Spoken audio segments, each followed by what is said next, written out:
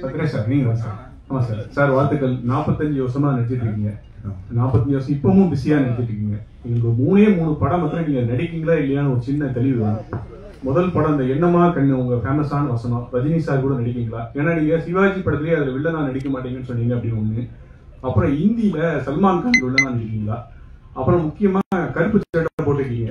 நீங்க அந்த காவி சட்டைக்காரன் நடிக்க போதா இந்தியா முழுக்க ஒரு பேச்சு இருக்கா நடிக்கிறீங்களா? இந்த 3க்கு விளக்கம் போதும். இன்னும் ஏதாச்சும் கேள்வி இருக்கா பாருங்க. எல்லாம் என்னன்னா இன்னைக்கு இருக்கிற கார்பரேட் கம்பெனில ஒவ்வொரு விஷயம் அவங்க தான் சொல்லணும். இல்ல தனஜன் சார் அவங்க தான் அனௌன்ஸ் பண்ணணும். அதனால ஊடகமா சொல்ல நீங்க ஏதாச்சும் கிசு கிசு மாதிரி எழுதிக்கலாம் மொழிய ஏன் வாயிலிருந்து வரக்கூடாது அப்படிங்கிற மாதிரி அக்ரிமெண்ட் இருக்குது. அதனாலதான் இந்த கேள்விகளுக்கு பதில் சொல்ல முடியறது இல்ல. இந்த கூலி வந்துருச்சு இன்னைக்கு ஆன் போர்டு இல்ல சார்? ஆமா, கூலியில ரஜினி சார் படம் நடிக்கிறேன். அது வந்து அவங்க அனௌன்ஸ் பண்ணிட்டாங்க. மீதி கேள்விகளுக்கெல்லாம் அவங்க தான் சொல்லணும். நானா முந்திரி கொட்ட மாதிரி சொல்ல இல்ல, அக்ரிமெண்ட் இருக்குது. அவங்க இப்ப தேவையில்லாம நம்ம மேல கேஸ் போட்டிருப்பாங்க. அதுக்காக சொல்றேன். அதுதான் அக்ரிமெண்ட். இல்ல அவங்க சைடுல இருந்து வரணும் அப்படிங்கிறது அவங்களுடைய அக்ரிமெண்ட்.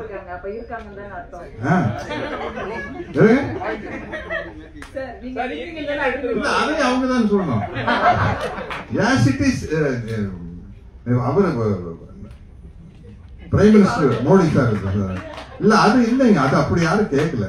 ஆமா, அப்படியே நடிச்சாலும் நல்ல என்னுடைய நண்பன் இப்ப இல்ல மணிவண்ணன் மாதிரி ஒரு டைரக்ட் பண்ணாங்கன்னா எல்லாம் ஆசிட்டிஸ் அப்படியே எடுப்பாங்க. விஜய் மில்டன் சார் வந்து அப்படியே எடுக்கலாம் அப்படின்னா கூட ஓகே. வெற்றிமாறன் மாதிரி ரஞ்சித் மாதிரி மாரி செல்வராஜ் மாதிரி டைரக்ட் பண்ணாங்கன்னா மோடி பயோபிக் நல்லா இருக்குன்னு நினைக்கிறேன்.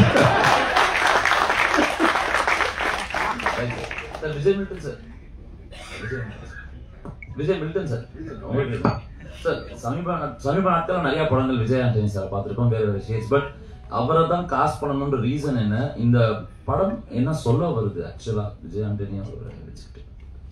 இல்ல, ஆக்சுவலா விஜய் ஆண்டனி சார் தான் இந்த படத்துக்கு வந்து கரெக்டா இருக்கும். இந்த படம் வந்து ஒரு விஜய் ஆண்டனி வந்து எப்பவுமே பார்த்தீங்கன்னா ஒரு மூடியா ரியாக்ஷன்ஸ் வந்து பெருசா வராது. எல்லாமே உள்ளுக்குள்ளதான் இருக்கும், வெளியே வந்து அவ்வளோ வெளிக்காட்டிக்க மாட்டார். ஸோ அது வந்து நடிக்க தெரியாதுன்னு நிறைய பேர் தப்பா பேசிட்டு இருக்காங்க சார். ஆக்சுவலாக அது எவ்வளோ பெரிய கஷ்டமான விஷயன்றது வந்து எங்களுக்கு தான் தெரியும். 3ஆம் பிறை படத்துல வந்து ஆக்சுவலாக ஸ்ரீதேவி மேடம்க்கு தான் வந்து நேஷனல் அவார்டு கிடைக்கும்னு எல்லாம் நினைச்சு. ஆனால் கமல் சார் தான் கிடைச்சது. ஏன்னா அதுதான் வந்து ரொம்ப கஷ்டமான ஒரு ஆக்டிங். அது கேரி பண்றது தான் ரொம்ப கஷ்டம், அதை ஹோல்ட் பண்றது ரொம்ப கஷ்டம். இந்த படத்துல வந்து விஜய் சார் வந்து அவ்வளோ அழகா பண்ணிருக்காரு சின்ன சின்ன விஷயங்கள். ஏன்னா இது வந்து ஸ்கோப்பே இல்லாத படம். ஒரு ஹேண்டிகேப்டாவோ கண்ணு தெரியாத ஆளாவோ வந்து நடிக்கிறது ஈஸி. அதை வந்து ஈஸியா 50% அந்த பாடி லாங்குவேஜ் இதே கிரியேட் பண்ணிடும். இதெல்லாம் இல்லாம நம்மளுக்குள்ள இருக்க ஒரு சாதாரண மனுஷன் அவனுக்குள்ள 1000 எமோஷன் இருக்குன்றத வந்து ஃபேஸ்ல கொண்டு வரதுதான் ரொம்ப கஷ்டம். இன்ஃபேக்ட் ரோமியோல வந்து விஜய் வந்து மிக அழகா நடிச்சிருந்தாரு. அது ப்ளூ சட்டை போட்டா மட்டும் கண்ணு தெரிய மாட்டாங்கதான் என்னன்னு தெரியல எனக்கு. மற்றபடி சாரும் ப்ளூ சட்டை போட்டு ரோமியோ படம் உண்மையில என்ன சொல்றேன், விஜய் கேரியர்ல அவரோட சின்ன சின்ன நுவான்சஸ் ரியாக்ஷன்ஸ் வந்த பெஸ்ட் ஃபிலிம் தான் ரோமியோ தான். மலைப்பிடிக்கிறவங்க வந்து அதுக்கும் அதிகமாவே இருக்கு. நான் வந்து ரொம்ப கான்ஃபிடன்ட் நம்புறேன். எஸ்பெஷலி ஒரு சீன்ல, ஒரு ரெஸ்டாரண்ட் சீன்ல வந்து மேகா ஆகாஷும் விஜயானியும் உட்காந்து பேசுற ஒரு லென்த்தி சீன் இருக்கும். அந்த சீன் இந்த ஸ்கிரிப்ட் எழுதும் போது எனக்கு ரொம்ப பிடிச்ச ஒரு சீன்னா அந்த சீன் தான்.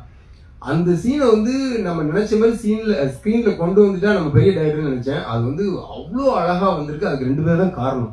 அப்படி இருந்துச்சு அந்த கெமிஸ்ட்ரி. ஒவ்வொரு டைலாகுக்கும் நடுவுலையும் எவ்வளோ பாலாஜி சக்திகள் சொல்லுவார், 5 ரூபா கொடுக்குறது ஈஸி, 10 ரூபா கொடுக்குறது ஈஸி, 5.5 5.75 அப்படின்னு கேட்கறாங்கல்ல, அவனுக்கு கொடுக்கறது தான் கஷ்டம் அப்படிம்பாரு. அந்த சில்லறை இருக்குல்ல, அந்த இன்பிட்வீன், அது வந்து ஆக்சுவலா விஜய் ஃபேஸ்ல அவ்வளோ வருது. ஸோ அதனால இந்த படத்துக்கு வந்து அவர் கரெக்டா இருக்கும்னு நினைச்சு போட்டேன். அப்புறம் சரி, அவ்வளோ இல்லை சார். ஒரு கேள்வி ஜெய்சங்கர் சார். சார் இப்போ மழை பிடிக்காத மடத்துன்னு சொல்லிட்டு டைட்டில் வச்சிருக்கீங்க. அந்த டைட்டிலுக்கு என்ன மீனிங் சொல்லிட்டு ஒரு இது இருக்கு இல்லையா? படத்துல நிறைய இடத்துல மழை வருது, டீசர்லயே தெரிஞ்சது. அது தவிர டீசர்லயே ஒரு சாங்கு, ராஜா சாங் ஒன்று வருது. ஏற்கனவே ஒரு காப்பிரைட் பிரச்சனைன்னு சொல்லிட்டு ஓடி இருக்கு. இதுக்கு ஏதாவது காப்பிரைட் பிரச்சனை அந்த மாதிரி ஏதாவது இருக்கா? அதுக்கு என்ன ரைட்ஸ் எல்லாம் வாங்கிக்கிறீங்களா? அது சொன்னா மழை பிடிக்காம இருக்கிறதுக்கு என்ன காரணங்கிறது வந்து படத்துல அது ஒரு கேள்வியாவே வச்சிருக்கோம். இப்போ ஜென்ரலாவே நாம வந்து எல்லார பத்தியும் எல்லாத்தையும் தெரிஞ்சுக்கிறது இல்லை. நானும் விஜய் ஆண்டனியும் 20 வருஷமா நண்பர்கள் தான். ஆனா விஜய் ஆண்டனிக்கு வந்து விஜய் மில்டனுக்கு வந்து என்ன பண்ணா பிடிக்கும் என்ன பண்ணா பிடிக்காதுன்னு ஒரு பேசிக் விஷயம் தெரியும்.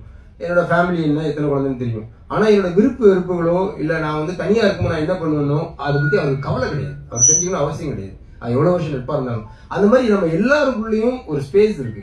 யாரை பத்தி எவ்வளவு தெரிஞ்சுக்கணுங்கிறது வந்து எவ்வளவு தூரம் ஒருத்தர் கூட டிராவல் பண்றோமோ அதை பத்தி அதை பொறுத்துதான் அவரை பத்தி நம்ம புரிஞ்சுக்குவோம். அந்த மாதிரி இந்த படத்துல விஜய் ஆண்டனிக்கு வந்து ஏன் மழை பிடிக்காது, இவன் யாரு அப்படிங்கறத வந்து ஒரு கேள்வியாவே ஸ்கிரிப்ட்ல வச்சிருக்கோம். இதுக்கு வந்து எந்த அளவு ஆன்சர் பண்ணிருக்கோன்றது வந்து வியூவர்ஸ் சைட்ல வந்து ஒரு பார்ட்டிசிபேஷனா வச்சிருக்கோம். அதாவது எல்லாத்தையும் அன்டோல்டு ஏரியான்னு சொல்லுவாங்க. ஒவ்வொரு கதையிலும் கதை வந்து எல்லாத்தையும் சொல்லிடும், கவிதை வந்து சொல்ல முற்படும். அந்த இன்பிட்வீன் கேப்ஸை வந்து வியூவர்ஸ் வந்து புரிஞ்சுக்கணும். அந்த மாதிரியான ஒரு விஷயம் வந்து இந்த படத்தில் நான் ட்ரை பண்ணியிருக்கேன்.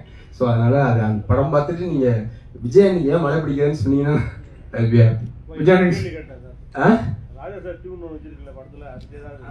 சார் கொஞ்சம் டைம் கொடுங்க. அதுல ஒரு சின்ன டிஸ்பியூட் போயிட்டு இருக்கு. 2 பேரும் கிளைம் பண்றாங்க அந்த காப்பிரைட். அதை சார்ட் அவுட் ஆகிடும் நினைக்கிறேன். இதுக்குள்ள ஒரு சைடுல அவங்க சொல்றாங்க, ஒரு சைடுல மியூசிக் கம்பெனி சொல்றாங்க. டீசர்ல வந்து இருக்கணும்னு டைரக்டர் ஆசைப்படுறாரு. சார்ட் அவுட் பண்ணிட்டு நாங்க சொல்றோம். விஜயானி சார் இந்த படத்துல ப்ரொமோ ஒண்ணு போட்டாங்க டைரக்டர் நடிச்ச மாதிரி. அதுல ஒரு டைலாக் வருது, முதல் சீன்ல இருந்து கடைசி சீன் வரைக்கும் ஒரே மாதிரி நடிக்கிறாங்க. உங்க நண்பரா இருந்தாலும் எப்படி அந்த சீனை நீங்க விட்டீங்க காட்சிக்காரவங்கள? ஆல்மோஸ்ட் அதான் பண்றேன் சார். ஆக்சுவலா இல்ல சாரி இல்ல அதாவது சார் தேங்க்யூ சார்.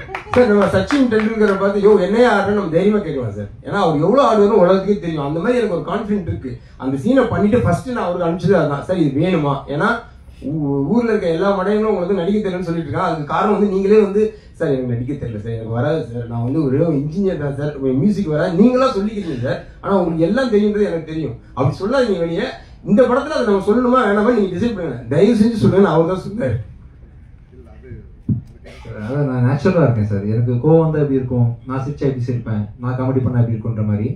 நான் இதை நான் தெரியலன்னு சொல்றேன்னா மைக்கேல் மேன காமராஜர் ஒரு படம் பார்த்தேன் சார். ஆக்சுவலா அதை பார்த்துட்டு இருக்கும்போது நம்ம தெரியும்னு சொல்றது வந்து தவறு. ஆக்சுவலா அது வந்து வேற. நான் மியூசிக் சைடில் கூட இன்னைக்கும் யார் கேட்டாலும் தெரியாதான் சொல்வேன். நான் ஏன்னா நான் சிம்பனி, ராஜா சாரோட கம்போசிஷன், அவரோட ரீரெக்கார்டிங் பேட்டர்ன் அதெல்லாம் பார்த்துட்டு கம்பேர் பண்ணிட்டு நான் வந்து சொல்றேன். இப்போ தெரியலன்னு சொல்றது ஒன்றும் தவறு இல்லை சார். தெரியலன்றதுக்கான அதுக்கு எதுக்கான முதல் ஸ்டெப்னா தெரிஞ்சுக்கிறதுக்கான முதல் ஸ்டெப்பு சின்ன ஒரு குழந்தை தன்மை வந்துட்டே இருக்கும். ஆக்சுவலா எப்பவுமே தெரிஞ்சிச்சுன்னு சொல்லிட்டீங்கன்னா அப்படியே ஓடிச்சிடும் வாழ்க்கையே. இப்போ தெரிஞ்சிச்சுன்னு சொல்லிட்டு அதுக்கப்புறம் என்ன இருக்கு லைஃப்ல? ஒண்ணுமே இல்லை. தெரியலன்னும் போது அது என்ன?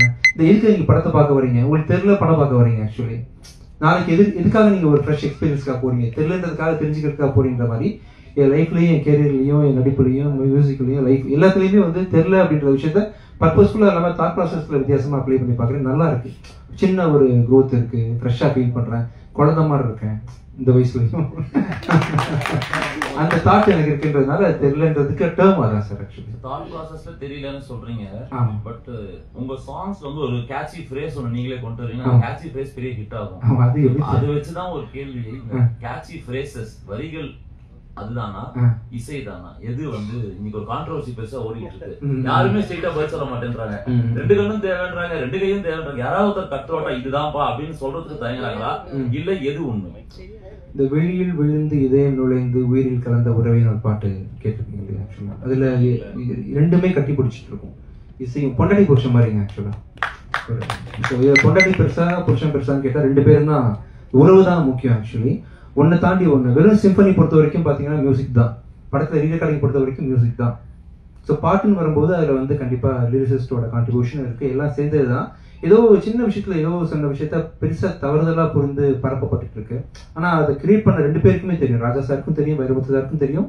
அவங்க தெளிவா தான் இருக்காங்க. நிறைய பேர் இங்க கன்ஃபியூஸ் ஆகி அதை பத்தி வதந்தி கிளப்பிட்டு இருக்காங்க. நம்ம கூலா இருக்கலாம். தப்பு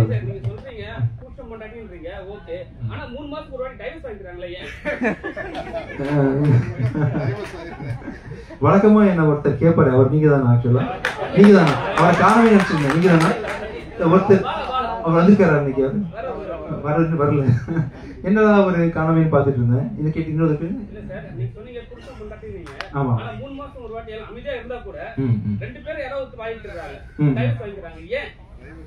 இல்ல அவங்களுக்கு பிடிச்ச வரைக்கும் இருக்காங்க, பிடிக்காதப்போ பிரிச்சுக்கிறாங்க, அவ்வளவுதான் மேட்ரு. அது ஒன்றும் அவங்க வந்து அன்னிலிருந்து பீஸ்ஃபுல்லா இருக்காங்க வச்சுக்கோங்க. அவங்க வாழ்க்கை அவங்களுக்கு ரொம்ப டாக்ஸிக்கா இருக்குது. இந்த நாள்ல இருந்து நம்ம வேற மாதிரி வாழ்ந்து பார்க்கலாம், நண்பர்களா மாறிடுவாங்க, புருஷன் படம் இருந்து ஃப்ரெண்ட்ஸா மாறிடுவாங்க. அதான் நான் சொல்றது புரிஞ்சுச்சுங்களா? இதோட முடிச்சுக்கலாம். ரமணா சார் உங்களுக்கு ஒரு கேள்வி. இதே நிறுவனம் அவளை வச்சு பண்ணப்போ கொலைகாரம் ரத்தம் அப்படின்னு சொல்லிட்டு அந்த மாதிரி படங்களே இருந்தது. ஆனா இந்த டைட்டிலே ரொம்ப பொயட்டிக்கா ரொம்ப பிரமாதமா. ஆமா சார், டைரக்டர் தான். அதான் அது விஜய் மில்டன் ஒரு சிறந்த கலைஞர் இல்லையா? அந்த படங்கள்ல இருந்து இந்த நிறுவனத்துக்கு இந்த வித்தியாசமா என்ன இதுல இருக்குது? அது இல்லாம ஏன்னா சத்யராஜ் சார் துப்பாக்கி தூக்கிட்டு இருக்கிறத பார்த்தா அதுவும் இருக்குன்னு கொஞ்சம் தோணுது. அது இல்லாம வேற என்ன வித்தியாசம்? காஸ்ட் ஆஃப் ப்ரொடக்ஷன் ரொம்ப அதிகம் சார். நிறைய ஆர்டிஸ்ட் குவாலிட்டி, ரொம்ப நிறைய டைம் எடுத்து பண்ணிருக்காங்க. விஜய் மில்டன் சாரோட கேமரா ஒர்க் பாத்தீங்க. ஆக்சுவலி நானே ஃபர்ஸ்ட் டைம் கீழே இருந்து பார்த்தேன். இந்த ட்ரெயிலர் நான் பார்க்கல, என்கிட்ட காட்டல. ஃபர்ஸ்ட் டைம் பார்க்குறேன். எனக்கு திடீர்னு இந்த கதையில இருந்த எனக்கே இது வந்து பிரம்மாண்டமா இருந்துச்சு. பிரம்மாண்டமா பண்ணிருக்காங்க ப்ரொடக்ஷன் அப்படின்ற விஷயத்துல வந்து இந்த படம் அவங்களுக்கு பெரிய வெற்றியை தரணும். ரமணா சார் உங்களுக்கு ஒரு கேள்வி. மறுபடியும் அதாவது டைரக்டரா இருந்து நடிகராயிட்டீங்க இல்லையா? இப்போ மறுபடியும் வந்து நீங்க டைரக்ஷன் பண்ணணும், நாம சேர்ந்து பண்ணணும்னு விஜய் ஆண்டனி சார் சொல்லிட்டாரு. இப்போ நீங்க மறுபடியும் டைரக்ஷன் பண்ண வந்தா அவருக்கு என்ன மாதிரி கதை வச்சிருக்கீங்க, என்ன மாதிரி கேரக்டர்கள் கொடுப்பீங்க? இப்பதான் முதல் முறையா ஒரு நானும் ரொம்ப இடத்துல கொஞ்சம் கடந்த ஒரு 3 வருடமாவே நானும் விஜய் கொஞ்சம் நெருங்கி தான் பழகிட்டு இருக்கோம். இந்த படத்துல மூலமாக அவரோட நான் டிராவல் பண்றது, அவரோட இருக்கிறது, அவரோட பேசுறது, சினிமாவை தாண்டி நிறைய நான் 2 பேரும் பேசுறது அப்படின்ற நிறைய சந்திப்புகளும் நிகழ்வுகளும் நடந்திருக்கு. இதனோட கலெக்டிவா, அதாவது வந்து ஒரு ஹீரோவா, ஒரு மியூசிக் டைரக்டரா, ஒரு ப்ரொடியூசரா, ஒரு சக மனிதனா, ஒரு வெற்றி தோல்விகளை சந்தித்த ஒரு போராளியா, இது எல்லா சார்ந்துமே அவரோட எனக்கு ஒரு குறிப்பிட்ட காலம் அவரோட நான் கடந்திருக்கேன். இதனோட பிரதிபலிப்பா அந்த கதை இருக்கும். விஜய் சார் போன ஆடியோ லான்ச், அதாவது ரோமியோ படத்தோடைய ஆடியோ லான்ச்ல வந்து ஏதாவது ஒரு கிசி கிளப்பணும் அப்படின்னு சொன்னீங்க. இதுல எதுவும் இல்லையா? நீங்க ட்ரை பண்றீங்களா? அதாவது நான் டைம் தரேன், 5 நிமிஷம் வெயிட் பண்றேன். இங்கே கொஞ்சம் நீங்களா வெயிட் பண்ணீங்கன்னா நானும் வெயிட் பண்றேன். ஏதாவது கடினமா முயற்சி பண்ணி ட்ரை பண்றீங்க? சரி, அப்போ நான் சார் பண்ணணும் சார். சலீம் 2 வரப்போகுது ஃபியூச்சர்ல, கதை எழுதிட்டு இருக்கேன் சார். கிசுக்கு பதில் சொல்லுங்க. கிசுக்கு நான் வாங்கலாங்க மேல அதை பேசுறேன். நம்மளே ட்ரை பண்ணுவோம். புது புது இயக்குனர்கள் வந்து உங்களுக்கு நிறைய கதை சொல்றாங்க. ஆமா ஆமா ஆமா, அத பத்தி நீங்க சொல்லுங்க. இல்ல ரொம்ப யங் டேலண்ட்ஸ்லாம் ரொம்ப அதுவே கிசுக்குதா நீங்க சொல்றீங்க. அது எப்படி பாப்பா உங்க பேர் என்ன பாப்பா? இல்ல திறமையான இயக்குனர்கள் வராங்க. முன்னாடிலாம் பாத்தீங்கன்னா ஃபிலிம் ரோல் இருந்தாதான் படம் எடுத்து பார்க்க முடியும், ரொம்ப கஷ்டம். இப்போ பாத்தீங்கன்னா வெறும் போன்லயே வந்து நம்ம வீட்டுல ஷூட் பண்ணிக்கலாம், ஃப்ரீ சாஃப்ட்வேர்ஸ் எப்படி பண்ணிக்கலான்ற மாதிரி இப்போ வந்து படம் பண்ற ஃபில்ம் மேக்கர்ஸ் எல்லாமே வேற லெவல்ல பண்ண ஆரம்பிச்சிட்டாங்க. பெரிய growth இருக்கு. இதை நீங்க கிசு வேற எழுதிக்கீங்க. ஊடக நண்பர்களுக்கு மனமார்ந்த நன்றிகள். நீங்க எல்லாம் வந்து இவ்வளவு அழகா இந்த விழாவை சிறப்பிச்சதுக்கும் நன்றி. இது ஒரு ஜஸ்ட் இன்ட்ரோடக்ஷன் விழா தான். அடுத்தடுத்து நிறைய அவங்களோட கலந்துரையாடல் இருக்கு, ட்ரெய்லர் லான்ச் இருக்கு, ப்ரீ ரிலீஸ் இவெண்ட் இருக்கு. இந்த நேரத்துல நான் சொல்ல மறந்தது வந்து இந்த படத்துல மிகப்பெரிய கான்ட்ரிபியூஷன் கொடுத்த நம்முடைய சுப்ரீம் ஸ்டார் சரத்குமார் சாருக்கு, தாவித் தனஞ்சியா, பிருத்திவி அம்பர், முரளி சர்மா, சரணிய பொண்ணுடன் அருமையான ஒரு கேரக்டர் இந்த படத்துல பண்ணியிருக்காங்க. இப்படி பல பேர் இணைந்து ஒரு நல்ல படைப்பை எங்களுக்கு கொடுத்திருக்காங்க. அதுக்கு விஜய் மில்டன் சாருக்கு நன்றி. விஜயனி சார் எங்க கூடவே பயணிக்கணும். ஒரு நாள் எங்களுக்காக இந்த படத்துல நடிக்கும் போது நான் ஒரே ஒரு ரிக்வெஸ்டா வச்சேன் சத்யராஜ் சார்ட்ட, சார் நீங்க வந்தா எங்க விழா இன்னும் கலகலப்பாவும் பெருசாவும் வர முடியுமான்னு கேட்டேன். அவர் படம் ஃபுல்லா நடிக்கல, ஆனா ஒரு நாள் நடிச்சு இந்த படத்தை இவ்வளவு பெருசா மெருகேற்றி, அதை மட்டும் இல்லாம நான் ப்ரொமோஷன் வரேன் அப்படின்னு சொல்லிட்டு இங்க வந்திருக்காருல்ல, அவரு தாங்க மிகப்பெரிய உதாரணம். ப்ரொமோஷன் ஒரு படத்துக்கு எவ்வளவு முக்கியம், நான் வந்து சப்போர்ட் பண்றேன்னு சொல்லிட்டு சத்யராஜ் சார் வந்திருக்காருல்ல, இந்த மாதிரி எல்லா நடிகர்களுக்கும் முன்னுதாரணமா இருக்கிற சத்யராஜ் சாருக்கு எங்களோட மனமார்ந்த நன்றிகள் சார். அண்ட் விஜயானி சாருக்கு கண்டிப்பா எங்களோட இன்னும் நிறைய பயணங்கள் இருக்கு. நன்றி விஜயானி சார். ஊடக நண்பர்களுக்கு நன்றி. ஒரு விழாவை இவ்வளவு சிறப்பித்த உங்களுக்கு எல்லாரும் நன்றி. அடுத்த கட்டம் வகைப்பிடிக்காத மாதிரி பேசுவோம்.